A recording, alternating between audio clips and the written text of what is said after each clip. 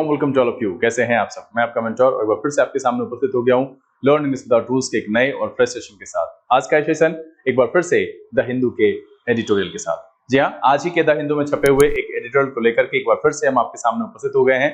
पिछले दिनों की तरह ही संदर्भ पर पूरे विस्तार से चर्चा करेंगे। जितने भी इंपॉर्टेंट वर्ड्स होंगे उसके लिए हम सिनोनिम्स रखते हुए उसकी मीनिंग बताएंगे। साथ में ये भी बताएंगे कि वो पार्ट्स ऑफ स्पीच की फैमिली में नाउन है, प्रोनाउन है, एडजेक्टिव है, वर्ब है, एडवर्ब है, इस पर भी हम चर्चा करते चलेंगे। तो चलिए समय बिना गंवाए हुए नोटबुक और पेन लेकर के तैयार हो जाइए। देखते हैं कि आज के इस एडिटोरियल में किस संदर्भ की चर्चा की गई है और कौन कौन से नए वर्ड सीखने के लिए मिलते हैं। चलिए देखा जाए।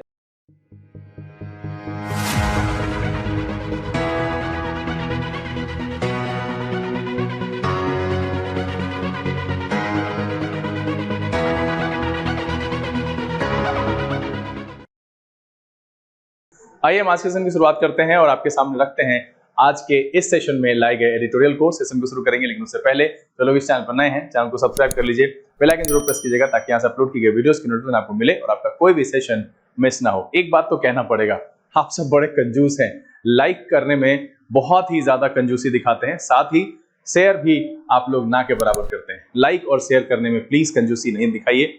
वीडियो में शुरू से अंत तक बने रहिए, ये दावे के साथ कह सकता हूं कि बहुत कुछ यहाँ पर नया सीखने के लिए मिलेगा।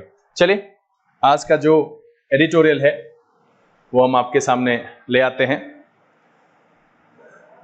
उससे पहले एक जानकारी है, जैसा कि आपको पता है डेमो शुरू हो चुकी है। वैसे आप अभी भी ज्वाइन कर सकते हैं, कोई दिक्कत नहीं है। आप सैटरडे को आइए, आप ट्यूसडे को आइए, आपका स्वागत है। आप इस इलाके में रहते हैं, इंग्लिश सीखना चाहते हैं, बिल्कुल आप आइए, आपका स्वागत है। चलिए आज के सेशन में जो चर्चा हुई है यहां पर, चलिए देखिए क्या लिखा हुआ है। A hint of stability. Stability का मतलब होता है स्थिरता से।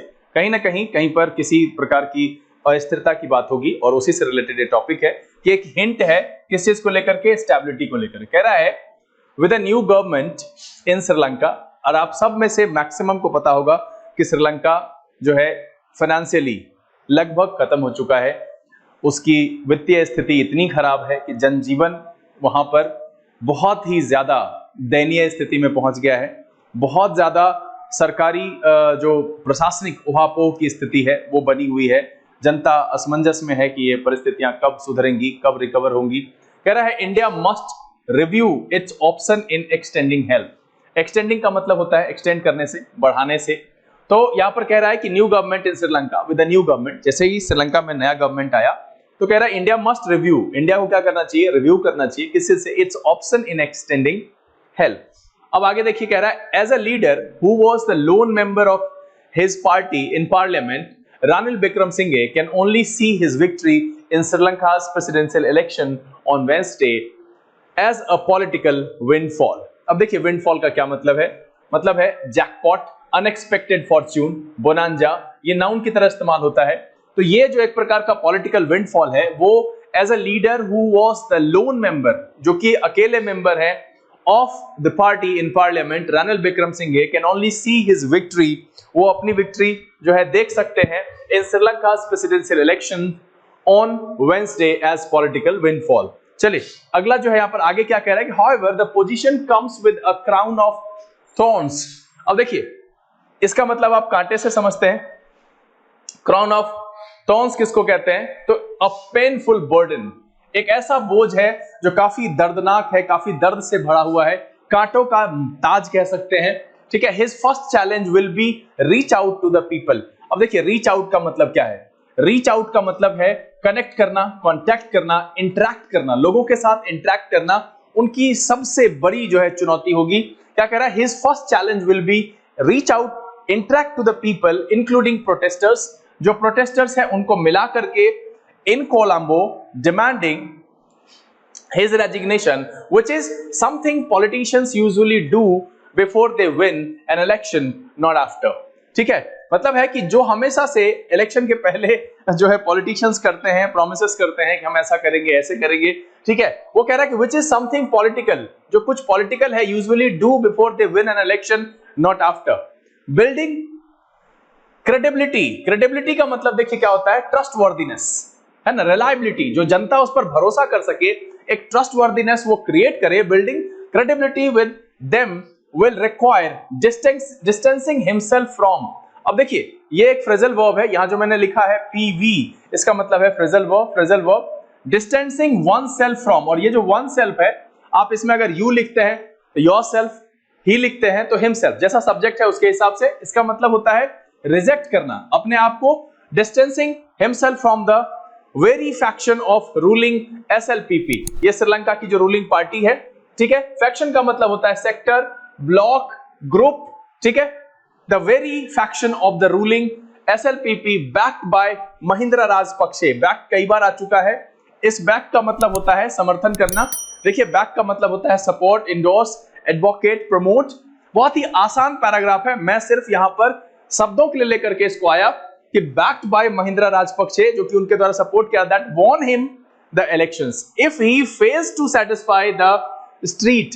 अब यहां पर द स्ट्रीट का मतलब समझिए, ये एक नई जानकारी है बिल्कुल। द स्ट्रीट का मतलब है पब्लिक, कि अगर वो जनता को संतुष्ट करने में फेल हो जाते, if he fails to satisfy the public, the then general elections which Sri Lanka can barely afford। barely का मतलब है मुश्किल से, afford करने का मतलब है झेल पाना, सहन कर पाना, बर्दाश्त कर पाना, मतलब financially at this point, इस पॉइंट पर will be the only remaining course, ठीक है। elections would be only further delay the task of economic rebuilding, particularly the much needed negotiation with the IMF for a bail out. अब bail out का मतलब होता है मदद से, rescue someone और something from a difficulty.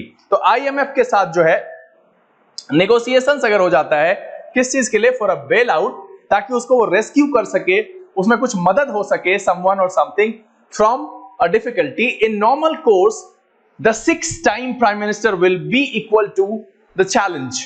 However his performance over the crisis, यहां पर क्या कह रहा है, however his performance over the past few months as PM has not seen him emerge। emerge का मतलब होता है come out, appear, है ना। emanate मतलब है कि ऐसा दिखना, ऐसा appear होना कि with any big ideas to control the crisis। मतलब है कि इस पिछले कुछ महीने में उनका जो लीडरशिप रहा है, क्या कह रहा है कि प्राइम मिनिस्टर विल बी, यहां पर है ना, however his performance over the past few months as PM has not seen emerge with any big ideas to control the crisis। A combination of fall in domestic production, tax revenues, remittances। अब remittance का मतलब देखिए क्या होता है, remittance का मतलब होता है payment, allowances, settlement, money का। remittances and currency reserves signals that the road out of his economy draw। अब देखिए draw का क्या मतलब है, ये जो है a condition like higher unemployment, layoffs, declining business sales and earnings and lower credit availability, lowest point, a point of low activity, ठीक है, will be arduous। अब देखिए arduous का मतलब होता है difficult, है ना, कि हमेशा जो है वो कठिन होगा। जो ऐसा हुआ है इन दिनों में, जो उनके शासन में एज अ प्राइम मिनिस्टर रहा है, कोई भी बड़ा आइडिया नहीं दिखा है, जो उनके लिए काफी कठिन होगा आगे। कह रहा in addition president Wickremesinghe and whoever fills the position as prime minister will have to make many more unpopular decisions once the IMF negotiations are concluded and the bailout stipulations। अब stipulations का मतलब होता है requirement, specification, condition, और ये noun की तरह इस्तेमाल होता है। अब ध्यान देते जाइएगा, सब में रेड कलर से मैंने लिख रखा है stipulations and condition spelled out। spelled out का मतलब होता है explain और clarify। क्लियर है यहां पर? चलिए अगले पेज पर पढ़ते हैं। कह रहा है new Delhi will also have to review its option.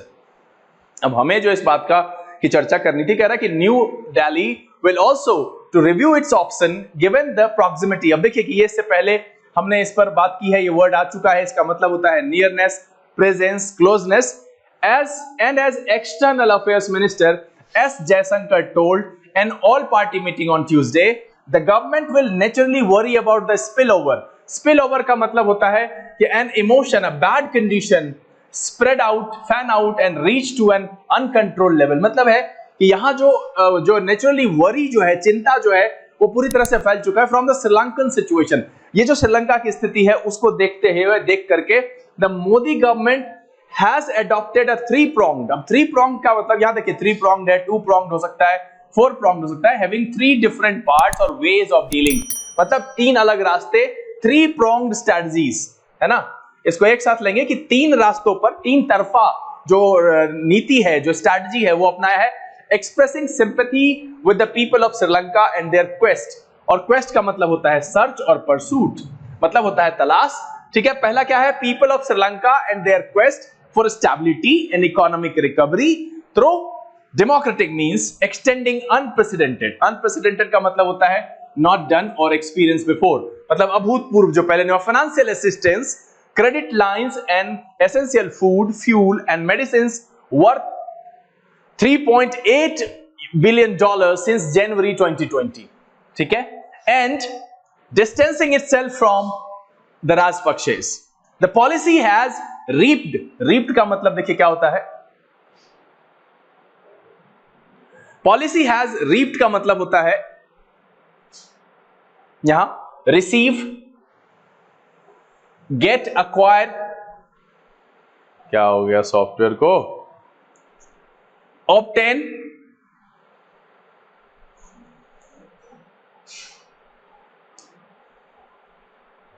Reap का मतलब होता है receive, obtain, get, acquire, secure, bring इन।